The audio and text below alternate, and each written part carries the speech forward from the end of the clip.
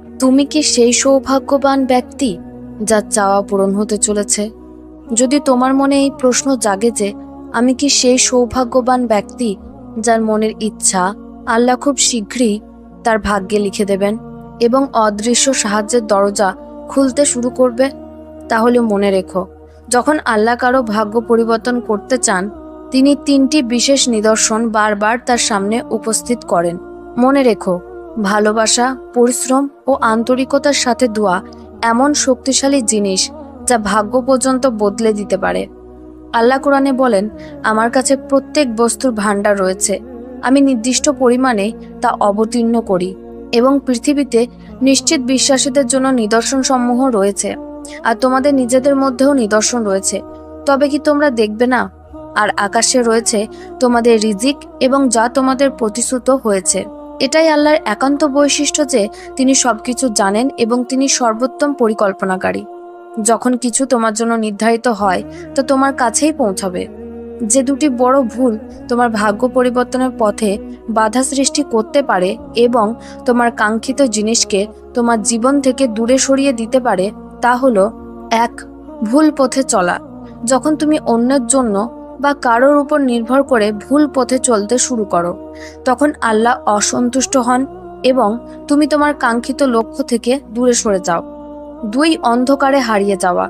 যখন তুমি ভুল পথে চলে যাও, তখন তুমি এমন এক অন্ধকারে নিক্ষেপ হও যেখানে চারপাশে কোনো আলো দেখা যায় না। মনে রেখো, আল্লাহর ন্যায় বিচার নিশ্চিত। যদি তুমি নিজের ভুল কৃতকর্মের জন্য অনুতপ্ত না হও, ক্ষমা প্রার্থনা না করো, তাহলে একসময় তোমার কর্মফল তোমার দিকে ফিরে আসবেই, হোক তা ভালো কিংবা মন্দ।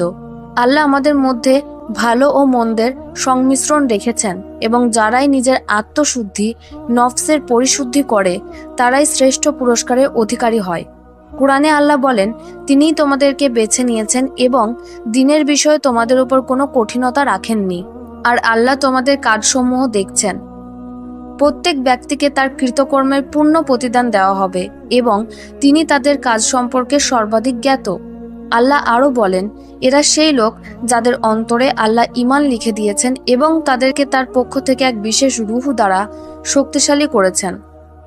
3টি বিশেষ নিদর্শন যা প্রমাণ করে আল্লাহ তোমার ভাগ্য পরিবর্তন করতে চলেছেন ইনশাআল্লাহ। যদি তুমি অনুভব করো যে তোমার মন থেকে সব দুশ্চিন্তা দূর হয়ে যাচ্ছে এবং তুমি আল্লাহর ভয় ও মানুষের প্রতি সদাচারিতা, খোদাভীতি ও মানব কল্যাণ অর্জন করতে শুরু করেছ, তুমি এক অদ্ভুত মানসিক প্রশান্তি অনুভব করছো, তাহলে বুঝে নাও তোমার জন্য সুখের দরজা খুলতে চলেছে। আল্লাহ কোরআনে বলেন, যে ব্যক্তি নিজেকে আল্লাহর অনুগত্যে সমর্পিত করে এবং সে সৎকর্মপরায়ণ, সে তো সুদৃঢ় এক বন্ধন ধারণ করলো, আর সমস্ত কাজের পরিণতি আল্লাহর কাছেই পৌঁছাবে। কোনো ব্যক্তির জন্য সেরা উপায় হলো এমন কাউকে খুঁজে বের করা যে তার জন্য আন্তরিকভাবে দোয়া করবে। কখনো এমন কিছু করো যাতে কেউ তোমাকে দেখে হৃদয় থেকে দোয়া করে ফেলে। যদি আল্লাহ তোমার ভাগ্যে কিছু লিখে রাখেন, তা অবশ্যই তোমার কাছে পৌঁছাবে, যে কোনো বন্ধ দরজা ভেঙে। আর যদি কিছু তোমার ভাগ্যে না থাকে, তা দোয়ার বদলতে অর্জন করা সম্ভব। যদি তুমি আজ হতাশ ও দুশ্চিন্তাগ্রস্ত থাকো, তাহলে অন্যের জন্য কল্যাণকর কিছু করো এবং দোয়া অর্জন করো। দেখবে কিভাবে আল্লাহ তোমার জীবন বদলে দেন। তুমি যত বেশি আল্লাহর প্রতি বিশ্বাস রাখবে ও তার সন্তুষ্টির জন্য কাজ করবে, তত বেশি তুমি তোমার কাঙ্ক্ষিত জিনিসকে পাবার কাছাকাছি যাবে ইনশাআল্লাহ। খুব শীঘ্রই তুমি তোমার ভাগ্যে অলৌকিক পরিবর্তন দেখতে পাবে। আমার দোয়া রইল, আল্লাহ তোমার প্রতিটা চাওয়া পাওয়া পূরণ করুক, আমিন। ভাগ্য পরিবর্তনের 2য় নিদর্শন। যখন তোমার ধৈর্য এমন এক স্তরে পৌঁছে যায় যে তোমার শক্তি ও ক্ষমতা থাকা সত্ত্বেও প্রতিশোধ নাও না। তুমি কিছু শুনেও না শোনার ভান করো, কিছু দেখেও না দেখার মতো করো, তুমি কথা বলার সামর্থ্য রেখেও চুপ করে থাকো, তাহলে জেনে রাখো তোমার এই সংযম ও সহনশীলতা আল্লাহর দৃষ্টিতে দুর্বলতা নয়, বরং প্রকৃত ধৈর্য। কারণ যখন তুমি নিজের আবেগের শক্তির ওপর সংযম রেখে ধৈর্য ধরো, তখন পরম দয়ালু ও মহান রব তোমাকে তার ফল অবশ্যই দেন। আল্লাহ কুরআনে বলেন, আপনি ধৈর্যশীলদের সুসংবাদ দিন, যারা যখন কোনো বিপদের সম্মুখীন হয় তখন বলে, আমরা তো আল্লাহরই এবং আমরাও তার দিকেই ফিরে যাব। এদের জন্য রয়েছে আল্লাহর পক্ষ থেকে বিশেষ রহমত ও অনুগ্রহ, আর এরাই হেদায়েত প্রাপ্ত। মনে রেখো, যদি ভাগ্যে যা লেখা আছে তাই সবকিছু নির্ধারিত করতো, তাহলে আল্লাহ কখনো তোমাকে দোয়া করার ক্ষমতা দিতেন না। দোয়া করার তৌফিক পাওয়া এটাই প্রমাণ করে যে আল্লাহ তোমার ভাগ্য পরিবর্তন করতে চলেছেন। যদি এক পা পরিকল্পনা দিয়ে সামনে বাড়ে, তাহলে অপর পা ভাগ্য তাকে সামনের দিকে টেনে নিয়ে যায়। কে তার ভাগ্যে নিজের পছন্দের জিনিস লিখে নিতে পারে জানো? এক, যারা ইতিবাচক চিন্তা লালন করে।